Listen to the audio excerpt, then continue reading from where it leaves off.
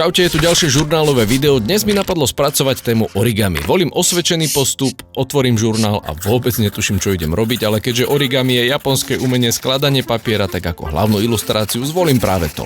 Ak by ste niekedy chceli skladať origami, tak je fajn, keď sa ten výsledok aj na niečo podobá, napríklad na kolibríka, čo je po japonsky hachidori. Po latinsky je to trokilidae.